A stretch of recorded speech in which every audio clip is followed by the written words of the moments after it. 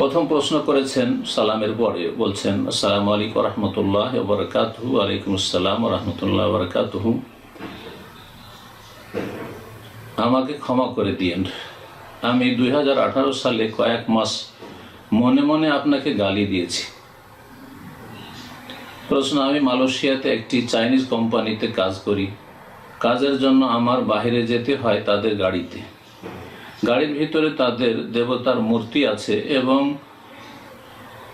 মূর্তি আছে। আমি কি ওই গাড়ির ভিতরে কোরআন তেলাওয়াত বা জিকির করতে পারবো? প্রথম বলবো যে আল্লাহ রাব্বুল আলামিন যেন আপনাকে মাফ করে দেন। যখন আপনি সংশোধন করে নিয়েছেন, ফিরে এসেছেন, সঠিক দিন বুঝতে পেরেছেন, কোরআন সুন্নাহর অনুসারী হতে পেরেছেন, তো গাফার আল্লাহ লাক, আল্লাহ যেন আপনাকে মাফ করে দেন। এবং আমার পক্ষ থেকে আমভাবে ওই সব ভাই বোনদেরকে মাফ করা আছে, যতই গালি দিক না, যতই শত্রুতা করুক না কেন, যদি তারা হেদায়েত হয়ে যায়, হেদায়েত হয়ে গেলে তাদেরকে মাফ, আর না হলে বাকিগুলির সাথে কিয়ামতের দিনে আল্লাহ রাব্বুল আলামিনের সামনে চূড়ান্ত ফয়সালা হবে ইনশাআল্লাহ তাআলা। মালয়েশিয়ায় থাকেন, চাইনিজ কোম্পানিতে গাড়িতে যান, সেখানে গাড়ির ভিতরে দেবতার মূর্তি আছে। এখন ওই গাড়িতে, প্রথম কথা ওই গাড়িতে বসা, তারপরে দ্বিতীয় হচ্ছে সেই গাড়িতে কোরআন তেলাওয়াত বা জিকির করতে পারবেন কি না। গাড়িতে যদি বসতেই হয় তো প্রয়োজনে বসবেন। তো যদি আপনার নিজের গাড়ি থাকে, অথবা দেখছেন যে দুটো গাড়ি আছে, আপনার সামনে অপশন আছে, এক গাড়ি আছে যেখানে কোনো রকমের শিরক কুফরি হয় না, বা সেখানে দরগা দুর্গা সাজানো নেই, তাহলে সেই গাড়িতে চাপবেন।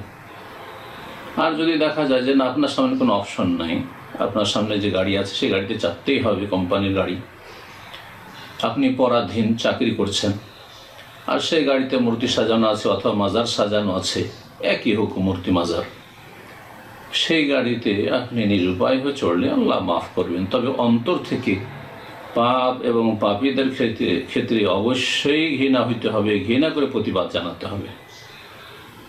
সেই গাড়িতে তেলাওয়াত করাও জায়েজ, বরং তেলাওয়াত করা যাতে করে শয়তান পালায়। শিরক করার কারণে বা শিরকের যেসব উপকরণ রয়েছে সেগুলি থাকার কারণে সেখানে শয়তানের আসর জমে, আর আপনার তেলাওয়াতে শয়তান পলায়ন করবে। জিকির আজকার করলে শয়তান পলায়ন করবে, সুতরাং তেলাওয়াত করবেন, কোনো অসুবিধা নেই। এই ক্ষেত্রে সহিহ মুসলিমের হাদিস স্মরণ করিয়ে দেব, হাদিস নম্বর 49। রাসূলুল্লাহ সাল্লাল্লাহু আলাইহি ওয়াসাল্লাম বলেছেন, অন্যায় কোথাও দেখলে, মান রাআ মিনকুম মুনকারান, কেউ যদি তোমাদের মধ্যে অন্যায় কথা কাজ দেখে, ফালিয়ুগাইয়িরহু বিয়াদিহি, তাহলে বল প্রয়োগ করে হাত দ্বারা বাধা দেওয়া সম্ভব হলে, সেটা নির্মূল করা সম্ভব হলে তা করবে। আপনি আপনার বাড়িতে যদি শিরক কুফরি দেখেন, যে কোনো অন্যায় পাপ দেখেন, আপনার স্ত্রী ছেলে মেয়ে আপনার অধীনে যারা আছে তারা করছে, অথবা আপনি একজন শাসক নেতা, অন্যায় দেশে দেখছেন আর গোটা দেশের উপর আপনার নেতৃত্ব রয়েছে, অথবা আপনার ডিস্ট্রিক্টের নেতৃত্ব রয়েছে, আপনি ডিস্ট্রিক্টের দায়িত্ব রয়েছেন, তাহলে বল প্রয়োগ করে অন্যায়কে নির্মূল করতে হবে।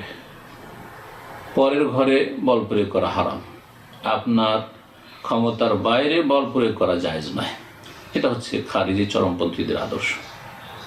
ইসলাম হচ্ছে মধ্যম পন্থা। ফাইল্লাম ইয়াস্তাতে, যদি বল প্রয়োগ করার অধিকার না থাকে অথবা ক্ষমতা না থাকে, অধিকার আছে কিন্তু ক্ষমতা নেই, আপনার বাড়িতে আপনার অধিকার আছে আপনার স্ত্রী ছেলে মেয়েদের উপর, কিন্তু স্ত্রী দুর্দান্ত, আপনি পেরে উঠছেন না, ছেলে মেয়েরা সাবালক হয়ে গেছে আর তাদের উপর আর আপনার ক্ষমতা চলছে না, আপনার গায়ে জোর নেই, কথাই জোর নেই, ফাবিলিসানি, তাহলে জবান দ্বারা আপনি বুঝাবেন, অন্যায়কে নির্মূল করার চেষ্টা করবেন, অন্যায়কে অপরাধকে কমাবার চেষ্টা করবেন।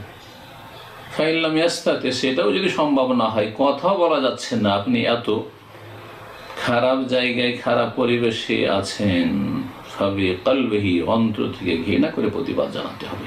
অন্তরের ভালোবাসা, অন্তর থেকে একাকার হয়ে যাওয়া পাপীদের সাথে মোটেই জায়েজ নয় কোনো অবস্থায়।